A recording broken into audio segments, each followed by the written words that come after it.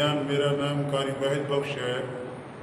मैं मलेशिया में कुरान पाक पढ़ाता हूँ बच्चों को, और ये मेरा भाई है, इसका नाम मोहम्मद यूसुफ है।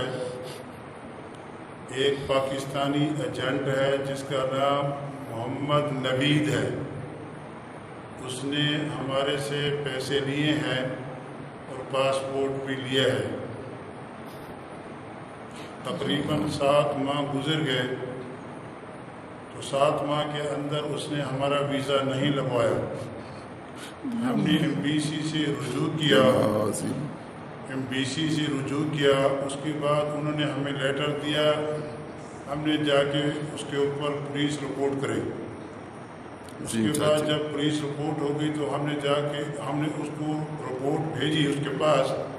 तो उसने फिर मुझे कहा कि भी मुझे टाइम दे दो और मैं आपको पैसे और पासपोर्ट वापस करता हूँ। लेकिन ऐसे करते करते उसने हमारे साथ मामला साफ न किया।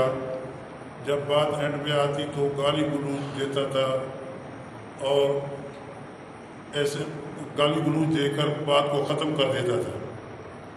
उसके बाद फिर हमने 2-3 भाइयों को डाला बीच में, तो उन्होंने भी ऐसे बात की।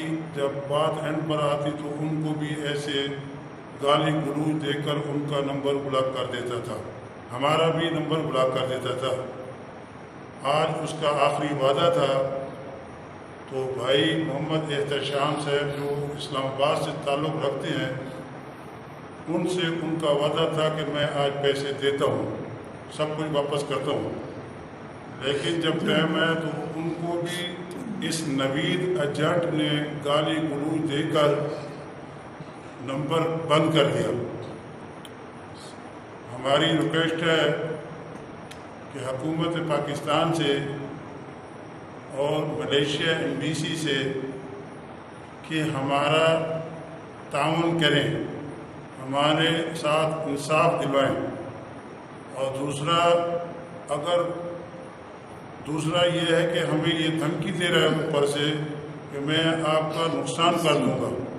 खुदा न खास कल को कुछ भी नुकसान हमारा हुआ तो इसका जिम्मेवार जो है वो मोहम्मद नवीद एजेंट होगा, जो मंडी बोदीन से ताल्लुक़ रखने वाला है।